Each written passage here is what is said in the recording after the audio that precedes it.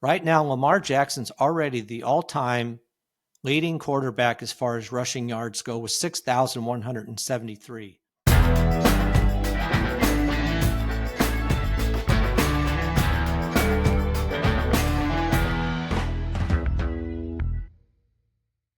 Welcome to Just the Stats NFL, the show that covers the NFL statistical leaders from the all-time greats to the current players leading the NFL.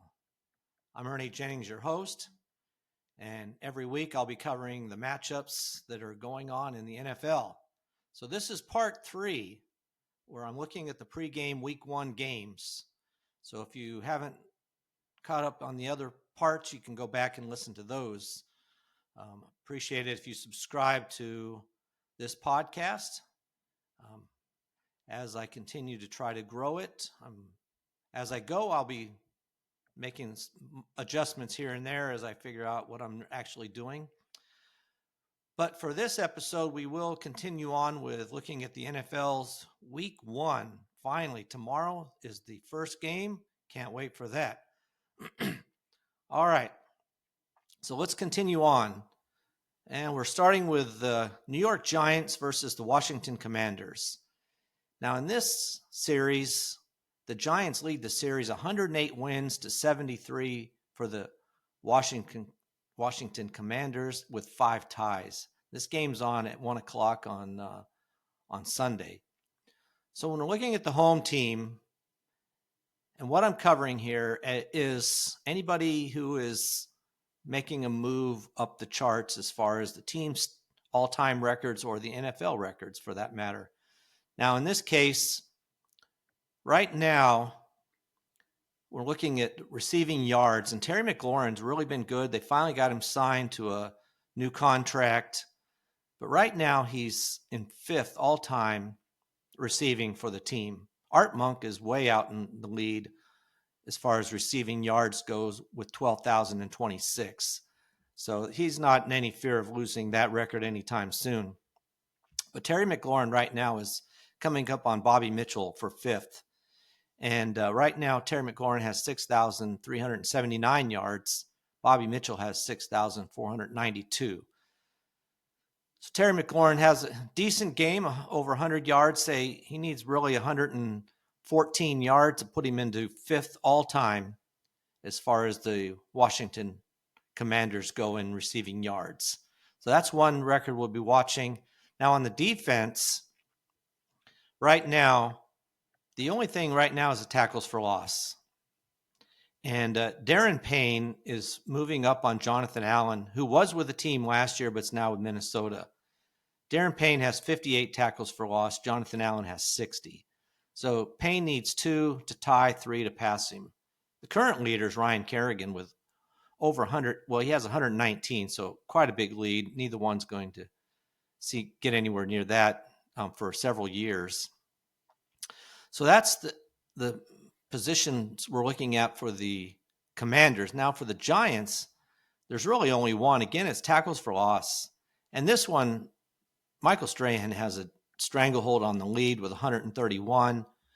But right now, Dexter Lawrence is 1 away from Keith Hamilton to move into 9th all-time. Dexter Lawrence has 36. Keith Hamilton has 37. So for both teams, we'll be watching for the most part, we'll be watching the defense and see how they do, especially Dexter Lawrence for the Giants and Darren Payne for the Commanders. And then on the Commanders, we'll be watching Terry McLaurin to see if he can rack up a little over 100 yards. All right. Now, when looking at the fantasy outlook for this game, really the Commanders, they should dominate offensively. They've got Jaden Daniels, Deebo Samuel, and Terry McLaurin. Their defensive line is weak, but when you've got Daniels and Samuel and McLaurin, it's really going to be impressive. And like I said, the Giants, though, they do have a pretty good pass rush, but Jaden Daniels is just so difficult.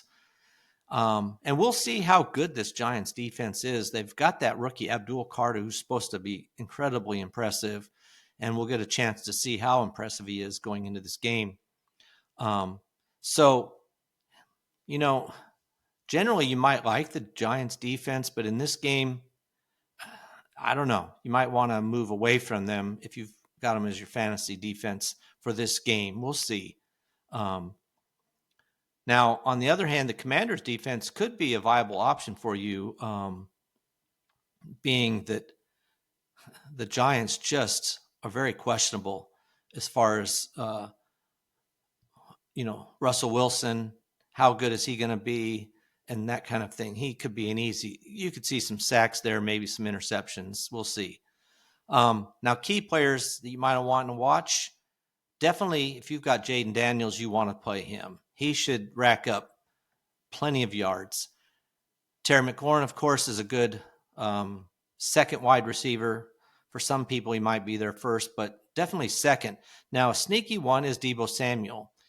And if the reports are all true, how well he's been playing, we could really see some interesting numbers come up for him. So Deebo Samuels is somebody you might want to think about starting. And then Malik Neighbors, obviously, you want to start.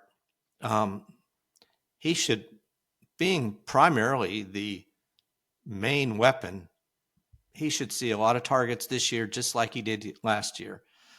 So really, you've got a few key players here: Jaden Daniels, Terry McLaurin, and Malik Neighbors. All you want to start. Deebo Samuel's the sneaky one. So you might want to put him in if you are debating between a couple of people, and he's one of them. Deebo Samuel, I think, could be a sneaky good start. I expect the Commanders to win this game probably pretty handily. So you can factor that in as far as how well some of these players will do. All right, next game, Tennessee Titans versus the Denver Broncos. The Titans lead this series 25 wins to 18 for the Broncos with one tie. Now, this is a later afternoon game coming in, at 4. All right, now looking at the Denver Broncos, they've got quite a few things happening here as far as stats go. One is in victories for a coach. We're going to see Sean Payton, as he continues to win games, move up the list, at least up into to number 6, passing number 6. But right now he's in 9th. He's one win off of tying Vic Fangio with 19 wins. So Sean Payton has 18. Fangio has 19. So we're going to watch him every week. As long as he's winning, he's going to be tying or passing another coach for that team for the next 3 games. So we'll continue to watch that. But the next one up for him is Vic Fangio. Now, when we're looking at the wide receivers, Courtland Sutton's been on this list, and he's been gradually moving up this list. He's about to move into the top 10 in a couple of categories, and he might do it, both of them, in this game. But right now, Emmanuel Sanders is 10th all-time in receiving yards with 5,361. Courtland Sutton will pass him in this game. He only needs 22 yards to pass Emmanuel Sanders. So I expect to see Courtland Sutton move into 10th all-time on the list. That's still only halfway to catching Rod Smith, who's the all-time leader with over 11,000 yards. So it'll be a long time before he gets anywhere near that. Now, TDs is the same thing. Right now, Courtland Sutton's 1 touchdown behind Eric Decker. Eric Decker has 33 touchdowns receiving, and Courtland Sutton has 32. So see, good chance that he ties that or even passes it. So he's going after a couple of records in this game, or moving up the charts as far as the Broncos go. Now, Rod Smith, still a long ways from that, but he has 68 receiving touchdowns. So long way for Courtland Sutton on that one. Now, on the defense for this team, a lot of good players on defense for this team. But right now, we got Nick Benedito, who's about to move into 10th all-time on the tackles for loss list. Right now, he's got 30. Champ Bailey's 10th with 32. He'll be moving up several spots because there's several players right there in the low 30s. But it's a miles away from Von Miller, who has 142 tackles for loss. So, but you will see Benito moving up this list this year And we'll watch that as he moves up at least till spot number 8. So moving from 11th to 8th. Now for the Tennessee Titans, they really have nobody. This team's really hurting right now with this team. They had pretty much a big turnover. So they don't have anybody really to watch, at least not right now.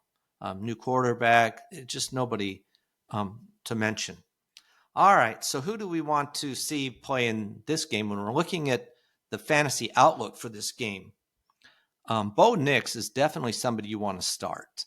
I mean, he was already good last year as a rookie, and now they've upgraded some of his weapons. He's got even better running back game, and he's got another year under his belt, or one year under his belt. So that's a good one. Now, as far as the running backs go, this is a questionable one, and I don't know that I'd start anybody. I mean, I would want to have RJ Harvey on my team. He's a rookie. I think that he will be the starter at some point, but going into this first game, I don't know whether Dobbins or Harvey will be starting, or at least who's going to carry the ball more. And if it's a split type of thing, you may not see anybody really stand out. So I just don't know. I would kind of play more of a wait and see. If you have the options, I would wait and see. If you have to play one or the other, or if you have Harvey, I think Harvey's definitely going to be the guy at some point. So he might stand out, but we'll see. Now, as far as the wide receivers for Denver, Cortland Sutton is definitely probably the only wide receiver that you want to start. Marvin Mims is another one, but he's more of a hit or miss type of player. Now, I definitely also think that Evan Ingram, who they just picked up this season, which is a big boost for their offense. Evan Ingram is their tight end. I think he could be a very central part to their offense this year, and I definitely think he could move up into the top 5 as far as that goes. So he's somebody, if you have him, you definitely want to start him. So Sutton and Ingram, and I think definitely the Broncos defense. I mean, you've got this defense, which is going to be, if not the best, it's going to be one of the best defenses in the NFL. And, they're going against a rookie quarterback. So I really think you might see it's probably a very rough game for Cam Ward to go for his first game. So you could see some big numbers by that defense. So if you have the Broncos defense, you definitely want to start them. All right, the people you might want to sit are the other wide receivers. I think really the only players that I would really want to start, if you have the options, are Sutton and the defense, and Evan Ingram as a tight end. Those 3. Nobody really for the Titans. It's just it's going to be a rough game, I think, for them. All right, next game. San Francisco 49ers versus the Seattle Seahawks. Right now, the 49ers lead this series 31 wins to 23. Looking at the Seattle Seahawks, again, this is in the rushing department. And despite the fact that Kenneth Walker can't seem to stay on the field, he is gradually moving up the list as far as running backs go. So he needs he needs 85 yards in this game to move into the top 10 as far as rushing goes. Right now he has 2,528 yards. He's coming up on Maurice Morris in 10th spot. So he needs 85 yards. Long way from Sean Alexander, who has over 9,400 yards. Now in the TD department, he's been a little bit better. He's already tied Chris Carson for 6th all-time on the team. So 1 touchdown. He's got 24. Carson and Walker have tied with 24. 1 touchdown by Walker. He moves into 6th place all-time for the Seattle Seahawks. And again, a long ways, only 1/4 of the way to catching Sean Alexander, who had 100 rushing touchdowns. Now on the defense, they do, again, tackles for loss. And as I mentioned before, tackles for loss is an area that is a stat that the NFL started keeping more recently. So you see a lot of turnover right now in this category. But for The Seattle Seahawks, Bobby Wagner, has 79 tackles for loss. Now, Jared Reed, currently defensive tackle, has 34 for the team. Frank Clark, who played for the team until 2023, has 35. So 1 tackle for loss, and Jared Reed will move into tie for 9th. 2, he moves into 9th alone. So that's somebody we'll be watching there. So we're watching Jared Reed on the defense and Kenneth Walker as a running back on the offense, see how they do in this game. Now for San Francisco 49ers, Kyle Shanahan is the coach. With a win in this game, which I think is a fair possibility. Let me just put fair, not good. I think they have a chance. They're favored anyway. Buck Shaw is 3rd all time. Way back, he ended his career with the 49ers as the coach in 1954. But he had 71 wins. Kyle Shanahan, current coach, has 70. So if he wins, he ties 3rd all time. He is moving up, and maybe 3 years, he'll pass George Seifert, who is the all-time winning coach for the team with 98 wins. So Kyle Shanahan, if he stays with the team for another 3 years, he could definitely move up the all-time leader as far as the coaches go. Now, the only other record we're going to look at for them right now is running backs, but looking at running backs as receivers and touchdowns.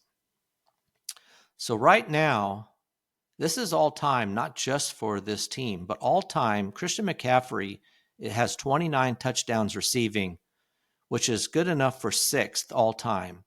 With 1 touchdown receiving, he moves up into a tie for 3rd. There's 3 players with 30 touchdowns receiving. These are running backs I'm talking about, coming out of the backfield, catching touchdown passes.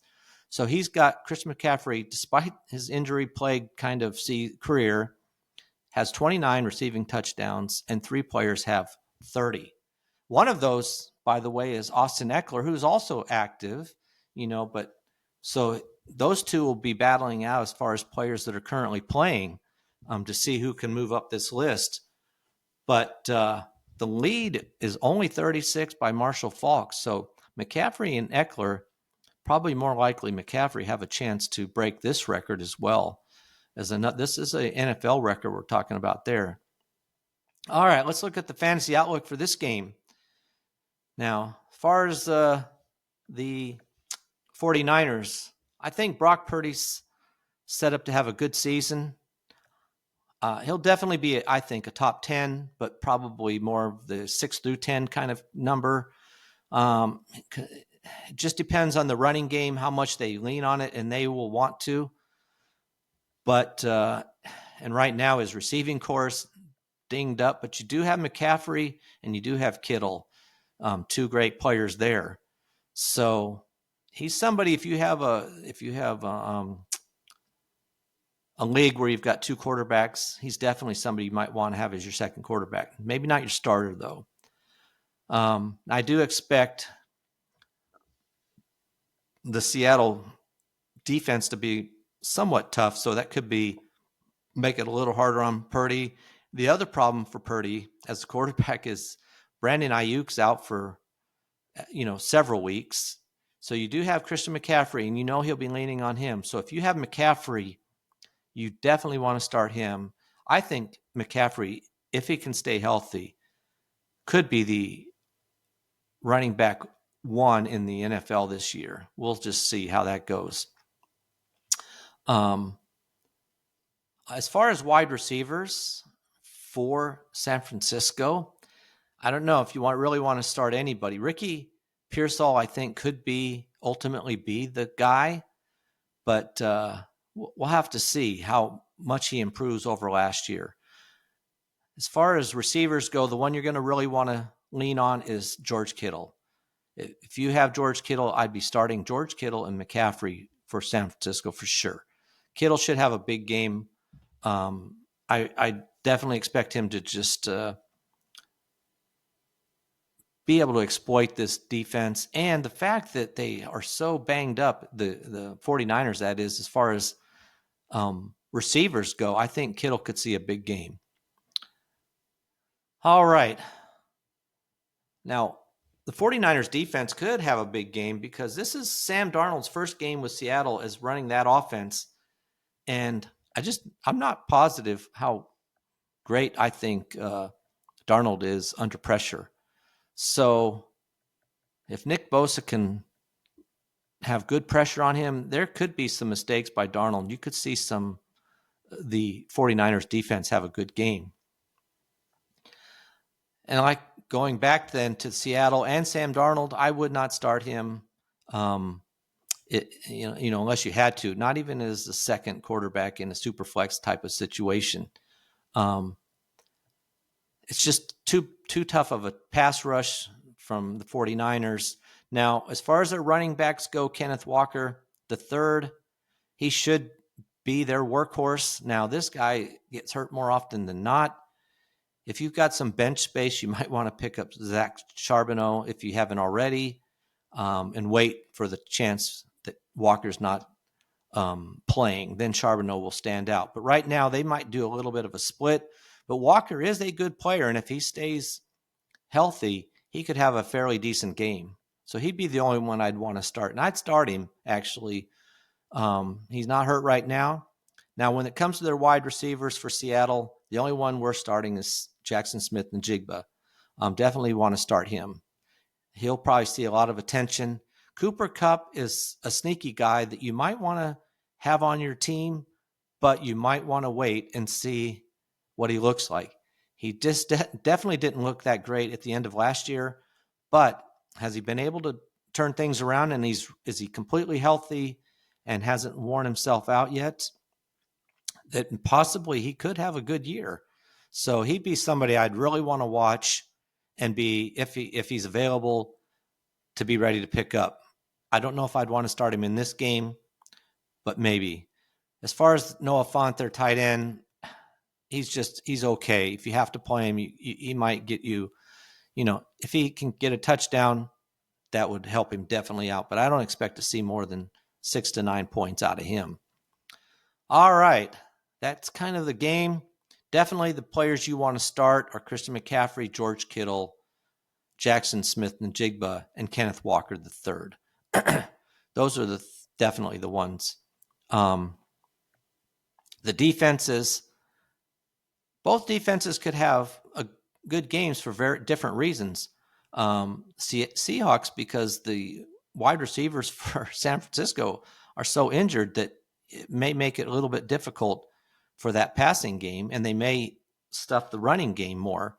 And then the same goes for San Francisco against Seattle with how good is Sam Darnold going to be. So both defenses, this might be a little bit more a defensive game than we expect.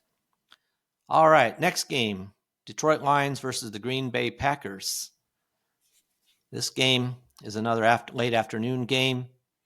And interestingly, we're looking at when we're looking at Green Bay, Jordan Love is 8th all-time in touchdown passes with 60. He should pass Cecil Isbell. Way back in 1942 was his last year with the team, had 61 touchdowns passing. So Jordan Love needs 2 to pass him to move into 7th all-time for the Green Bay Packers, which is miles away from Aaron Rodgers, who has 475, which is a number I really don't ever expect to see Jordan Love catch. But Aaron Rodgers is the leading guy. That's really the only stat we're watching for Green Bay, is to see Jordan Love move into 7th all-time for the Green Bay Packers. Now, for the Detroit Lions, though, we've got all kinds of stuff happening here. Jared Goff is already moving up this list.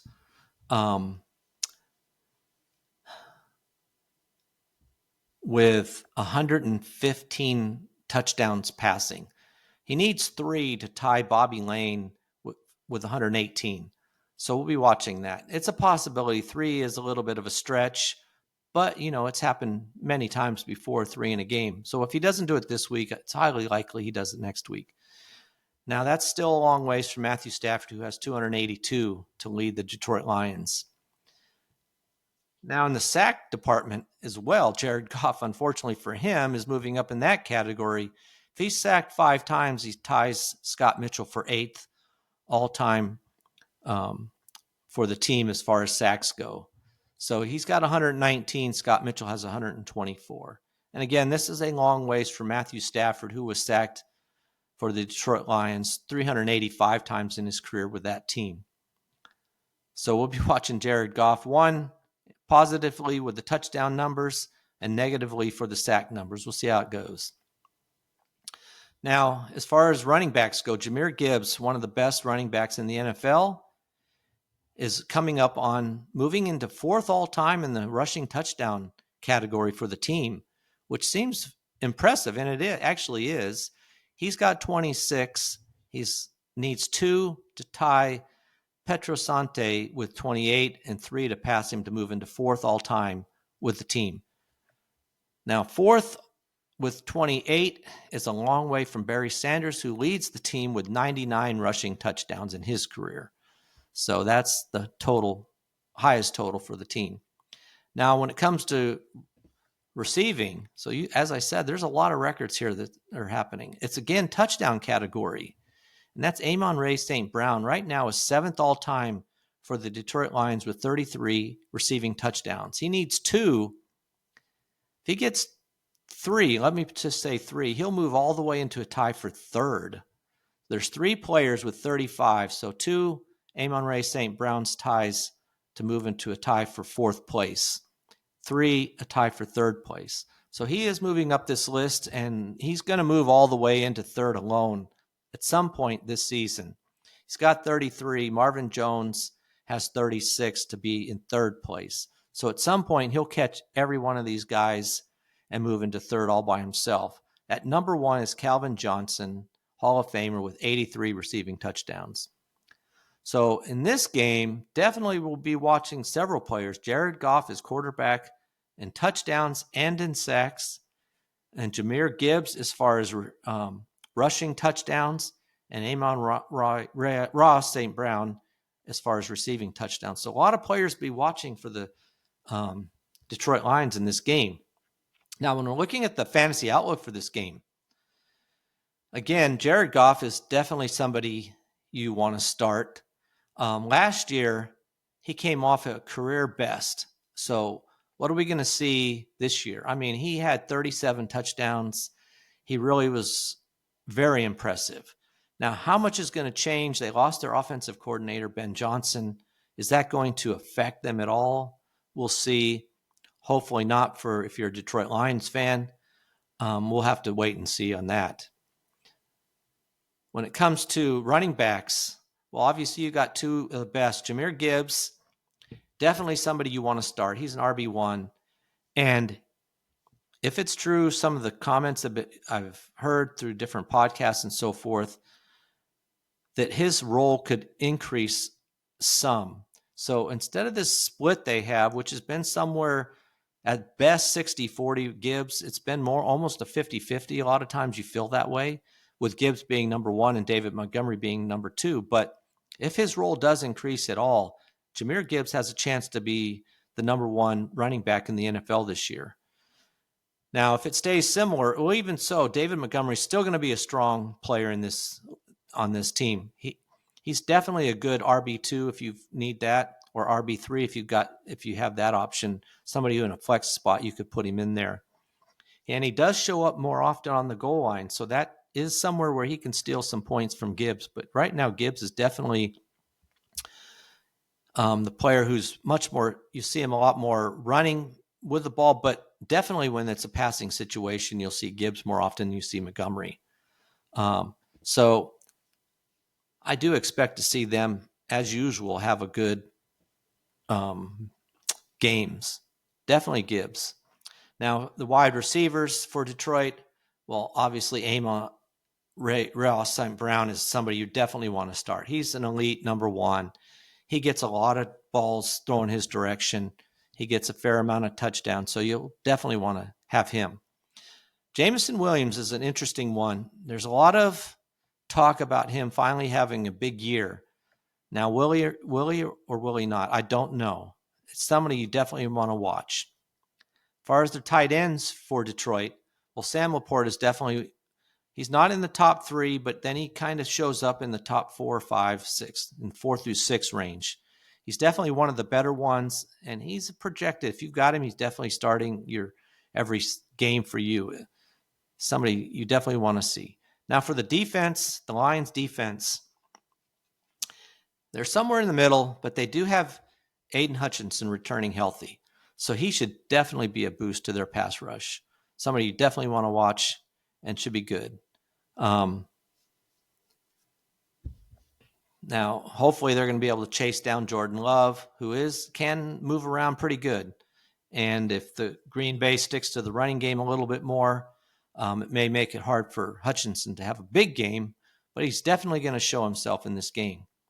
Now, as far as the Green Bay Packers go, Jordan Love, hopefully he's healthy. A little bit of a thumb issue, but if you have him, he's a good quarterback too, and he could actually be better than that if he plays like he did a couple of years ago. He has a big upside. He led the NFL last year in explosive pass rate with balls thrown down the field, so he is somebody that can play well, and just going to have to see how he looks. After last year where he was injured a lot and played injured, we'll see if he's healthy and ready to go. Now, as far as their running back, another one, they have a very good running back as well in Josh Jacobs. Definitely somewhere who's borderline number RB1, RB2. And I do expect to see him get a lot of work. So unlike Gibbs, he may not be quite as good as Gibbs, but he's going to get a lot of work. So he doesn't have to share the ball so much as Gibbs-Montgomery situation does. Josh Jacobs is going to get the ball a lot. So I do expect to see a decent game out of him. Definitely somebody you're going to start. Now, beyond that, the wide receivers is somewhat of a question mark. Last year, their wide receivers, none of them stood out. It was like they intentionally said, let's see if we can split the receptions evenly among every receiver. But they did go out and pick up Matthew Golden in the first round of the draft, something they hadn't did forever. So how good is Matthew Golden going to be? I expect to see him lead the team in targets, receptions, but this is his first game.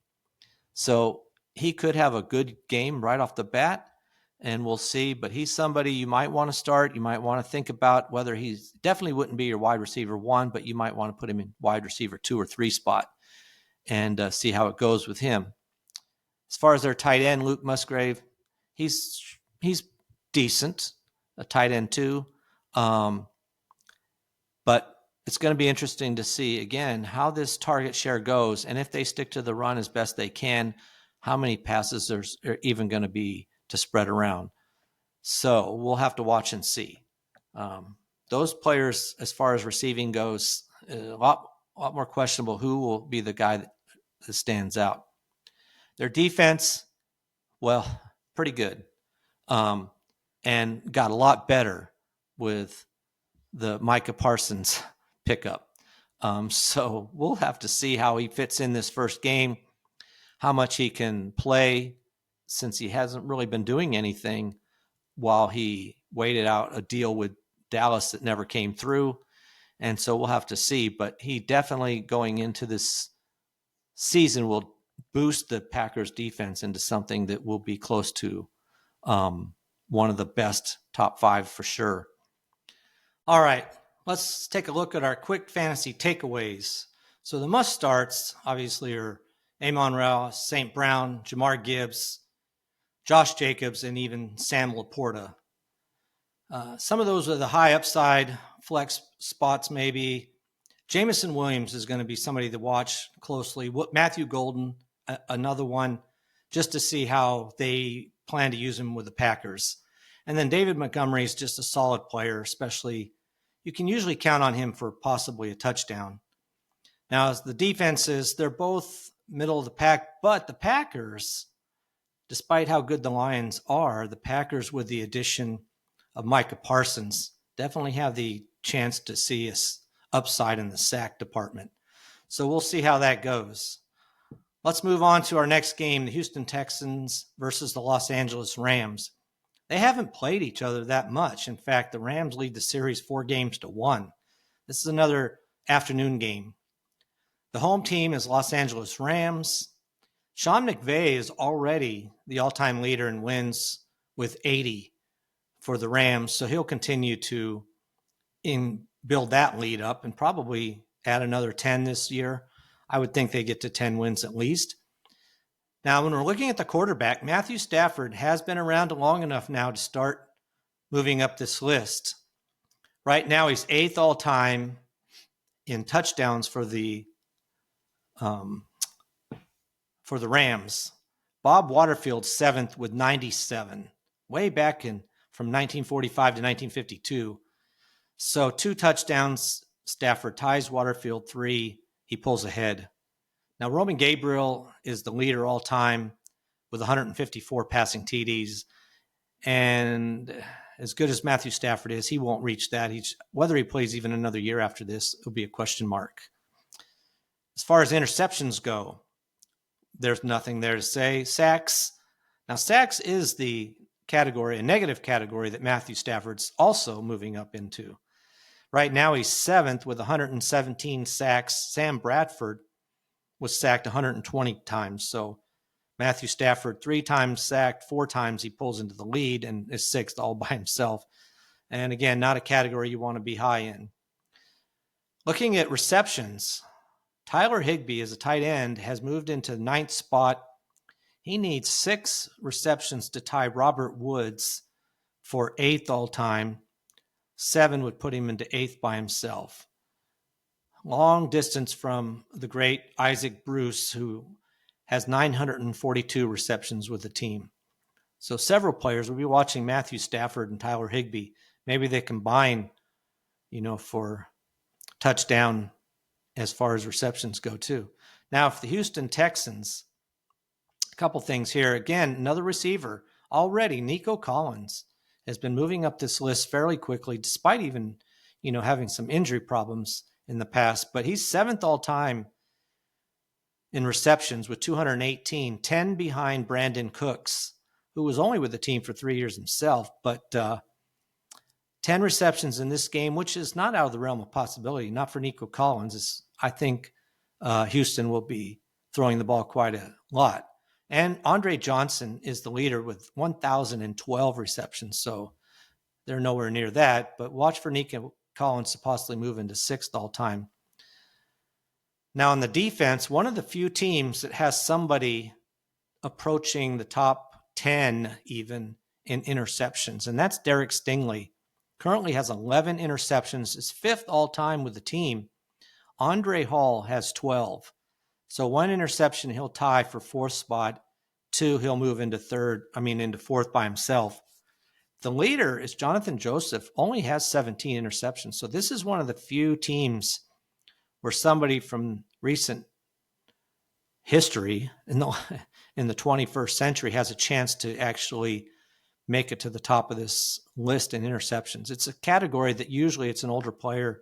I don't mean older in age, but somebody who played in the past. Now, in tackles for loss, again, this is an area where this team is weak compared to J.J. Watt, who's their all-time leader with 101 sacks. You do have Will Anderson, who's 8th right now with 18 sacks. You can see the huge difference between 1st and 8th spot. Connor Barwin has 19 for the 7th spot. So Will Anderson, 1 to tie for 7th, 2, he'll move into 7th by himself.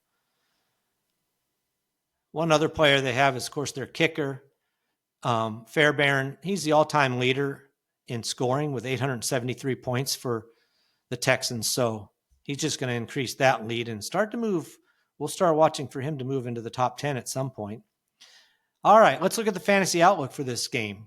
For the Houston Texans, you got C.J. Stroud, who could have a year like he did 2 years ago.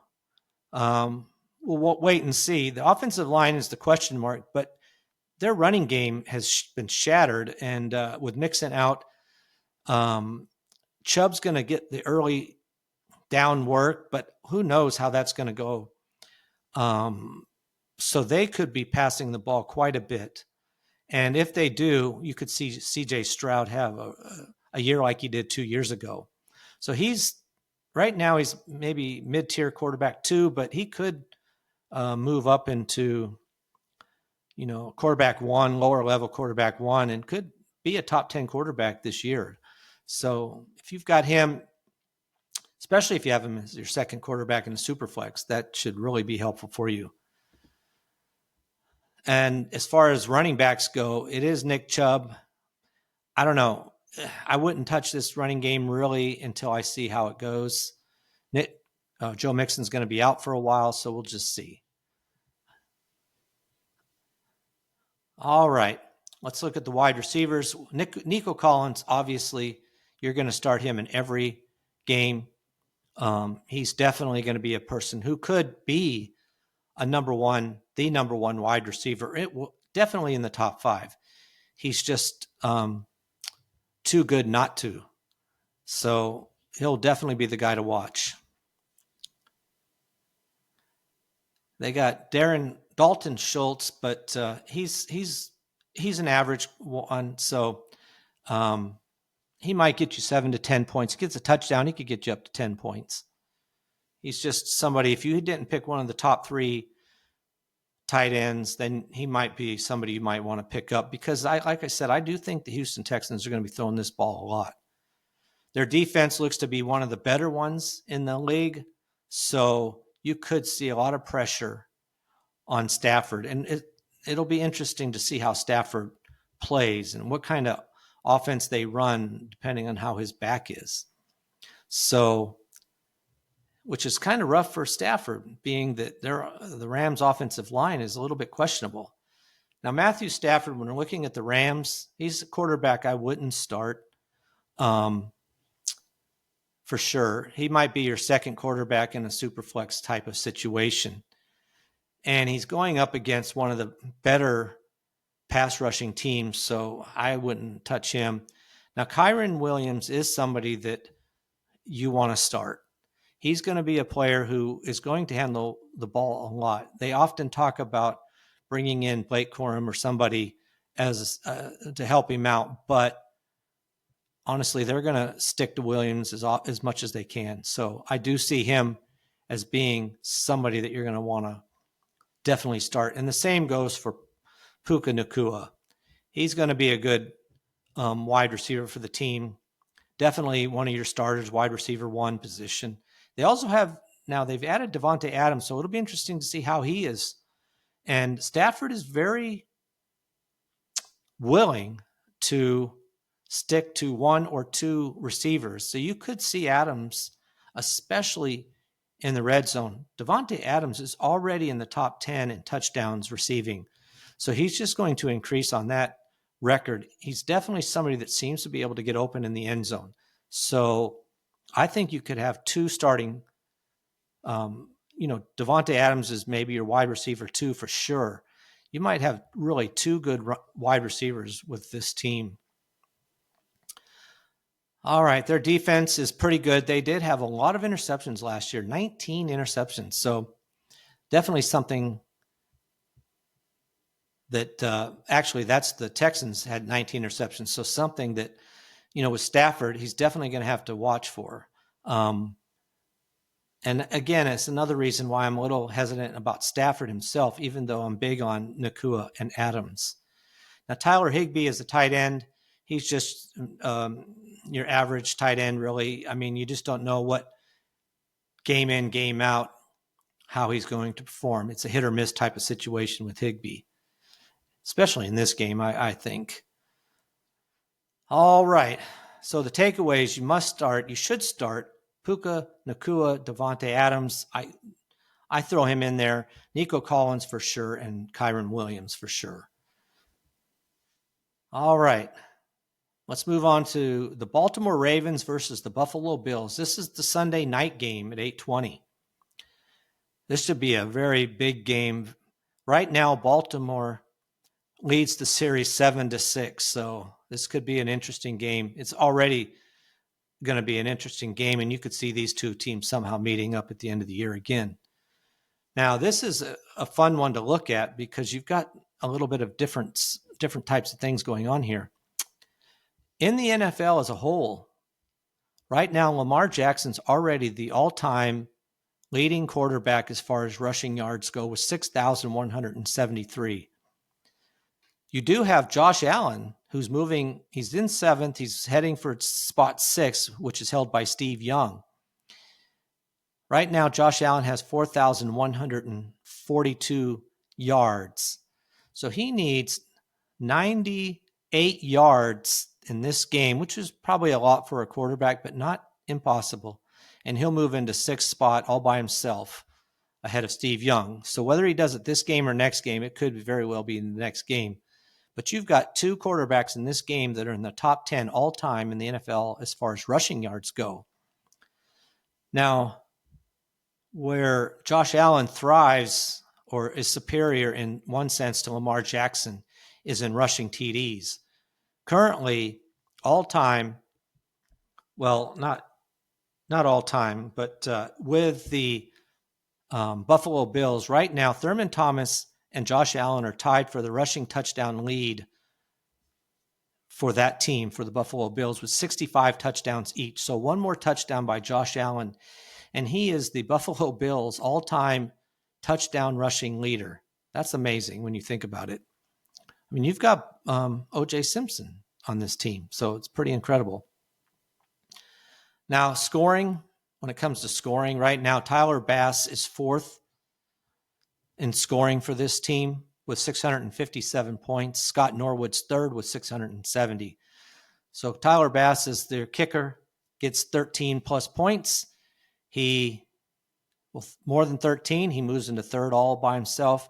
Steve Christie right now has 1,011 to be the number 1 guy. So Tyler Bass, if he can hang around for, probably 3 to 4, maybe 4 years, he could be the all-time scoring leader for the Buffalo Bills. Now for the Baltimore Ravens, John Harbaugh is already the leading coach with 172 wins already. So he's just going to extend that lead out in the wins by the coach. When we're looking at the rushing, again, we're back to Lamar Jackson is 3rd all time with the Baltimore Ravens in rushing. He only needs 8 yards. He'll pass Ray Rice for 2nd. Lamar Jackson, like I said, had 6,173 yards. Ray Rice has 6,180. So Lamar Jackson I would say, it's a guarantee unless something crazy was to happen. But Lamar Jackson will move into number 2 all-time rushing for the Baltimore Ravens. Number 1 is Jamal Lewis with 7,801 yards rushing. This is very well a possibility that you'll have a quarterback, not this year, definitely a good chance next year, by the end of next year, that Lamar Jackson would be a quarterback that leads a team in their career rushing mark. That's not ever happened. So we'll be watching that. It's pretty incredible, really. Now on defense, Baltimore has had some great players there too. For example, Ed Reed, who is one of the all-time greatest interception artists that there was. He had 61 interceptions in his career. Now, right now, Marlon Humphrey has 19. It's good enough for 6th in interceptions for the Baltimore Ravens. Rod Woodson, another great player, had 20. So Marlon Humphrey needs 1 interception to tie Rod Woodson for 5th all-time in interceptions for the Baltimore Ravens, 2 to pass him. Now, when it comes to tackles for loss, again, you got a player, Nnamdi Madubuike, who's got 40, and Michael McCrary has 42. So he'll be moving into the top 10. Whether it's this game or the next game, he should move into that. And Terrell Suggs has no fear of losing his number 1 spot, where he has 193 tackles for loss, which is one of the all-time best numbers. All right. Now, some other records that are very interesting. Like I said, Lamar Jackson's already the leader in rushing yards. And then in scoring, again, Lamar Jackson as a quarterback has 200 points in scoring, which is good enough to be 9th in scoring for the Baltimore Ravens. Willis McGahee had 210, and he's in 8th.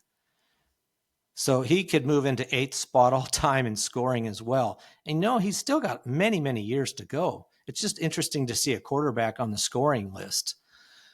Now, Justin Tucker, who got himself into a world of hurt and during the offseason, isn't back.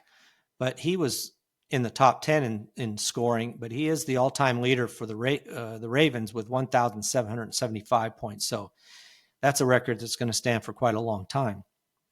Now, when we're looking at the fantasy outlook for this game, for the Baltimore Ravens, obviously Lamar Jackson, you definitely starting. He's going to be, well, I think he should have been the MVP last year, but he's definitely going to be an MVP candidate this year. He coming off 45 touchdowns between when you combine passing and rushing.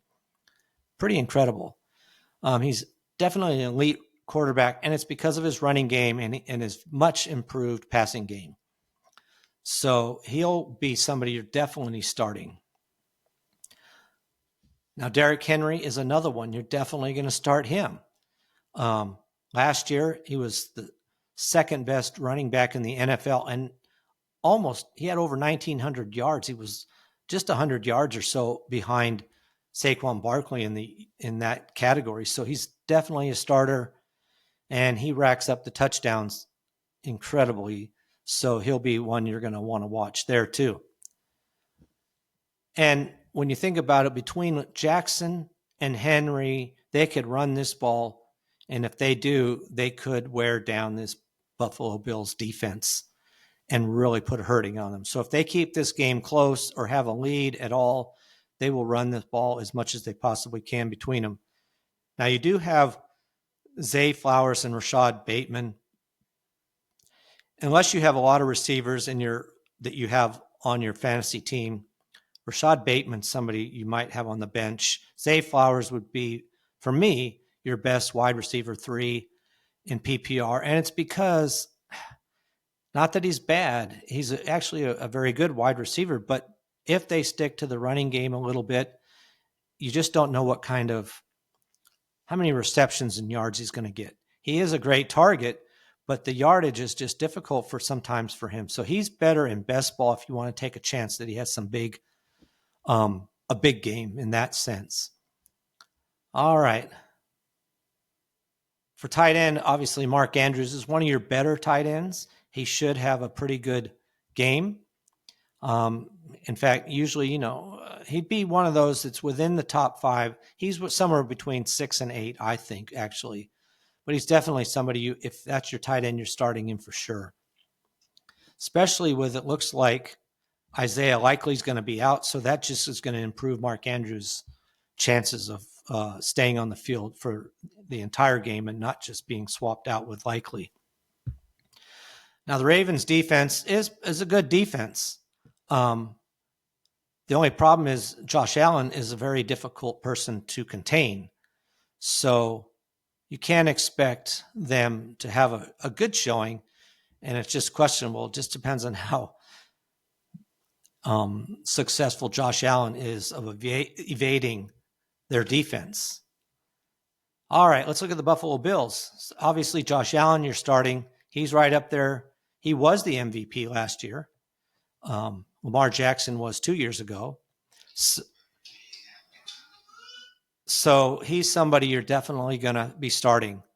He's one of the top 2 or 3 quarterbacks coming out this year. It's him and Jackson each year. And again, he's a good running quarterback, and he just rushes for so many touchdowns. You can count on him to have some of these touchdowns when they get near the end zone. Now, James Cook is another starter, even though I would put him more of the running back too. Your second running back. He scored 16 touchdowns last year. I doubt seriously he scores 16 this year, and he was out for most of the season, so we'll have to see how he plays going into the first game. But he's definitely somebody, if you got him, you're going to start him. Ray Davis is his backup. He'll play sparingly. He's a good person to have in case something does happen to James Cook. As far as their receivers, right now, I don't trust any of them. I've heard, Khalil Shakir should be the guy. But then I've heard other players talking about Keon Coleman having a breakout year. So I really don't know. I can't pick. Then you've got the tight ends. You got Dalton McCade, who didn't really have that great of a year last year, but he's somebody 2 years ago was a tight end 1 fringe player. So between Shakir Coleman and Kincaid, I just don't know where this ball is going to go. And if it's spread around, I just don't really want any of them unless it's my third wide receiver. And if I was going to do that, I'd take Coleman. If you have Kincaid, you probably were able to pick him up later than, say, Andrews, who's also in the game. And, he's definitely somebody that could have a good game, and it'll be interesting to see how it goes. As far as the Bills defense, again, it's a good defense, but in the same way, Baltimore will have trouble with Allen. Buffalo is going to have trouble with Jackson. So we'll just have to see. They're a defense. I wouldn't play them this game, but you often could start them. So looking at the must starts for this game, definitely the quarterbacks, Lamar Jackson and Josh Allen, and even the tight ends, but mostly Mark Andrews. As far as wide receivers, there's none of them that stand out for me as a must start. Zay Flowers would be the only one, possibly. James Cook is somebody you're going to start as well. And obviously you're going to start Derrick Henry. He's a must start for sure. All right. Let's look at this last game, the Minnesota Vikings versus the Chicago Bears. The Vikings lead this series 68 wins to 58 and 2 ties. This game's the Monday night game. The home team, Chicago Bears. This is already where Caleb Williams, unfortunately, only 1 year, and he's already on this list to pop into the top 10 in a category as far as quarterbacks go. And unfortunately for him, it's in the sack department.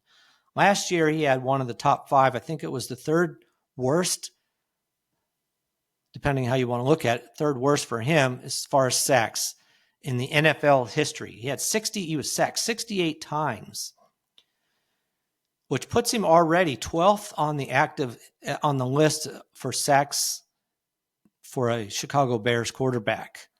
Now, 10th is Vince Evans with 72. So if Caleb Williams is sacked 4 times, only 4 times, he moves into 10th on the all-time list. 5 times he's 10th all by himself.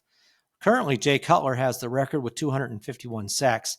This is a record, unfortunately for Caleb Williams, that if he does not learn how to let go of that ball, he will be breaking this record in 4 years, which is not what you want to see. All right, that's really the only stat we want to look at for the Chicago Bears, and it's a very negative one. Now, for the Minnesota Vikings, Justin Jefferson, obviously one of the elite wide receivers, is already 5th all-time in receptions with 495. Steve Jordan's 4th with 498. So I definitely see Justin Jefferson moving into 4th all-time. In fact, he should be hitting the 500-yard mark, 500 reception mark this game. So he'll be 4th. Chris Carter's number 1 all-time with 1,004 receptions. So give Justin Jefferson, if he stays with the team, 4 more years, maybe into the 5th year, he'll be the all-time leading receiver as far as receptions go for the Minnesota Vikings. Now on defense, here's another team.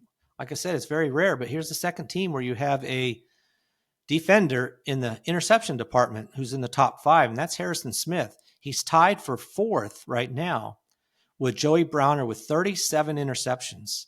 He just needs 1 to move into 4th all by himself. Paul Krause, who's the all-time leader in interceptions in the NFL history, but with the Minnesota Vikings, he had 53 of those, is the number 1 guy. But right now, Harrison Smith is ready to move into 4th all-time for the team. Let's look at the fantasy outlook for the Chicago Bears.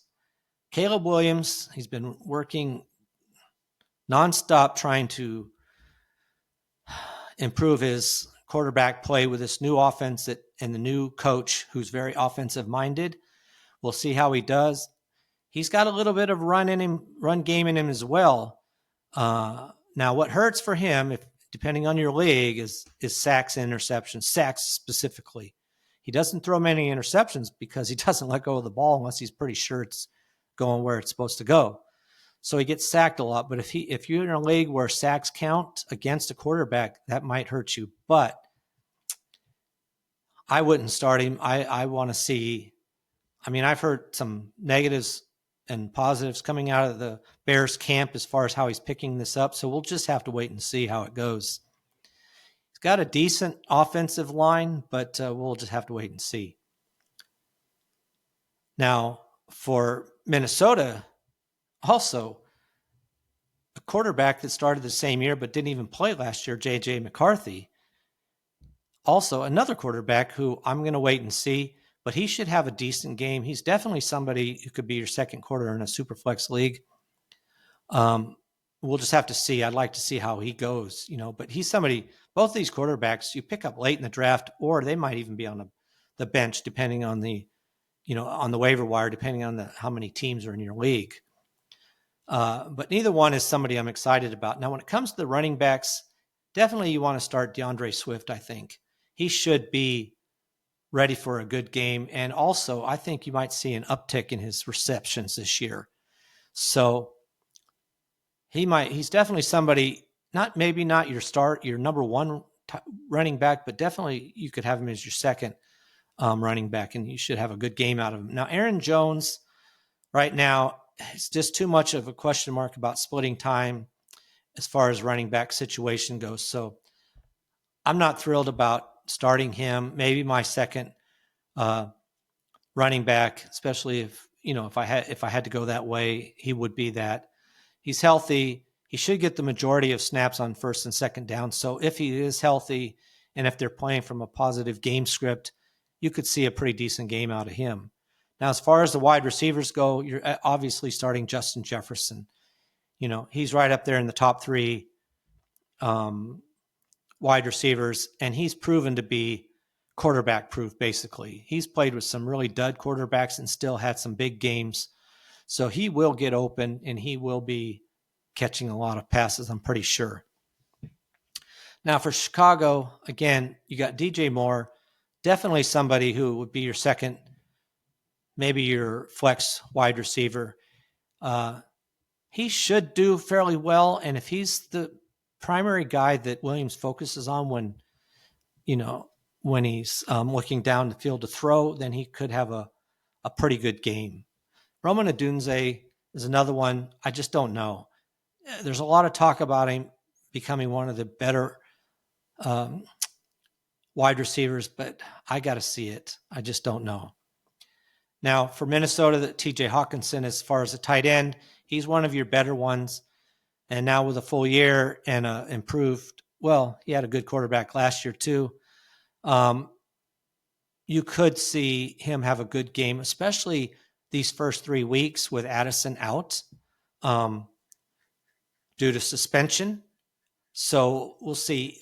You could definitely see an uptick in this game. So I definitely would want to start him and see how that goes. Now, as far as their defenses go, I don't know. They should have pretty good games, mostly because both of them are playing against quarterbacks. They're both second-year quarterbacks, one who hasn't played a game yet, and the other one who really had a rough year last year and has a whole turnover on his coaching staff. So we'll have to see how it goes. So that's my look at all the games. So I'll be looking forward to doing post-game discussions as soon as the games start, and I'll see you at that point. Appreciate it if you would like and subscribe to this podcast. You can catch it on YouTube at Just the Stats NFL, also on any of your popular podcast sites on Apple, Spotify, and the rest of them. Also, you can email me at justthestatsnfl@gmail.com. I'm also on Facebook, X, Instagram. So I appreciate you listening. And that is a wrap for this episode of Just the Stats NFL. So until next time, I am out.